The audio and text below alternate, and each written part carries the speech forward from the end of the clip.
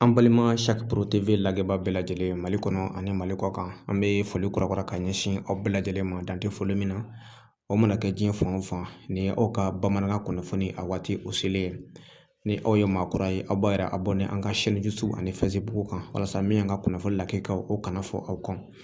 Bi bamanankan kunnafoni an b'a daminɛ an ka jamana kɔnɔna na. An b'a jira aw la k'a fɔ min ye Mali Haut Conseil Islamique maa ɲɛma n'o ye an fa n'a karamɔgɔ ye Aseri Sherif Usumani Madani Hayidara. A ye min ye k'a dɔn k'a fɔ Bamakɔ Sogonikɔ section min bɛ Ansar tɔgɔ la Sogonikɔ, a y'o cɛw ani muso a y'o kunbɛn i k'a dɔn k'a fɔ a ka du yɛrɛ o kɔnɔna na.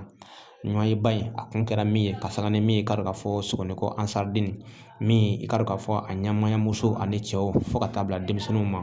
O taara waleɲumandɔnfɔli lase karamɔgɔ ma a ka so ka saga ni a ka wulikajɔ.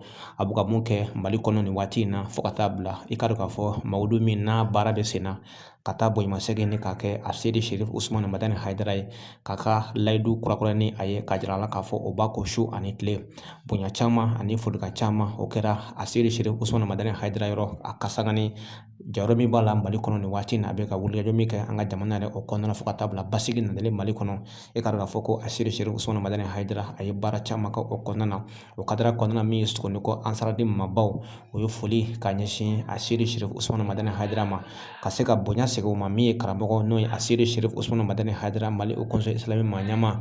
Ale fana jira k'a fɔ ko nin waati in na ale kɔni sɛbɛkɔrɔ nisɔndiyala. I k'a dɔn k'a fɔ ba Maliba kɔnɔ nin waati in na kɛrɛnkɛrɛnnenya ka saga ni Sogonikɔ Ansar mɔgɔw o nana foli min kɛ a la fo ka taa bila ka bonya mun ta k'a sɛgɛrɛ a ka du kɔnɔna na k'a jira k'a fɔ ale kɔni sɛbɛkɔrɔ nisɔndiyara kosɛbɛ. Min ye arabadon i k'a dɔn k'a fɔ Salifu Keyita bɛɛ kama ko Domingo ni ale tun ye balontanna belebele an ka jamana kɔnɔna na n'a ye wulikajɔ caman sabati Mali kɔnɔ farafinna ani farajɛla. I k'a dɔn k'a fɔ a ka jɛnajɔ bɛɛ lajɛlen kun kɛra i k'a dɔn k'a fɔ Bamakɔ i k'a dɔn k'a fɔ Bamakɔ yɛrɛ o kɔnɔna na maaba caman olu tun bɛ jɛnajɛ yɛrɛ o kɛnɛ kan. An b'a jira aw la k'a fɔ Salifu Keyita Mali balontannaba don, maa min n'a ye Mali kunna wolo diɲɛ fantan a naani bɛɛ lajɛlen kɔnɔna na. K'a jira aw la k'a fɔ min ye Salifu Keyita ale kɛra joueur fɔlɔ ye diɲɛ kɔnɔ farafinna gun kan min banna Faransi sɛmɛ la n'an k'a ma ko nationalité français. K'a jira k'a fɔ ale tɛna a siya i k'a dɔn k'a fɔ a bɔkolo ni k'o falen kɛrɛnkɛrɛnna wari walima nazara yɛrɛ de kosɔn. O kadara kɔnɔ min ye Salifu Keyita i k'a dɔn k'a fɔ a ma sɔn ka nationalité français ni k'o ta jango o tun bɛ ka wajibiya i k'a dɔn k'a fɔ a ka se ka ta.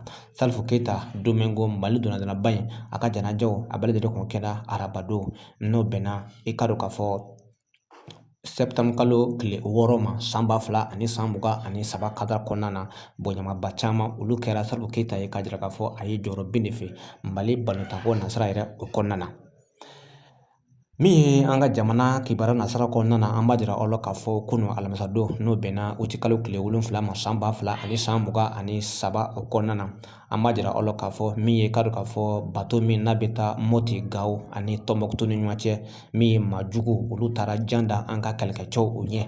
Nka min ye k'a dɔn k'a fɔ Mali kɛlɛkɛcɛw kɔni sera ka maa 50 bɔɲɔgɔn i k'a dɔn k'a fɔ k'o daji maajugu yɛrɛ o kɔnɔna na. Wa min ye k'a dɔn k'a fɔ maa damadama olu ko jogila an ka kɛlɛkɛcɛw la fo ka taa bila maa dɔw k'olu bɔnɛ u ni na ani siwilakaw.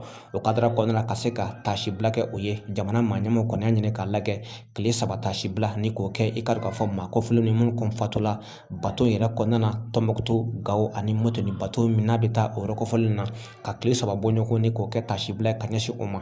A cikan bɔra jamana maa ɲɛmaw yɔrɔ n'o ye Colonel Asimi Goyita a n'a ka gouvernement taasibila ka se ka kɛ maa kɔfilen ninnu ye o bɛnna jamana yɛrɛ dingɛ yɛrɛ de kɔnɔna na ka se ka jamana yɛrɛ kunna wolo. Wa an bɛ dugawu de kɛ sa Ala ka dayɔrɔ suma o ye. Aw gɛrɛsɛgɛ kɛra min ye bamanankan kunnafoni kɔnɔna na k'a lase aw ma o de kɛra nin ye an b'a fɔ sa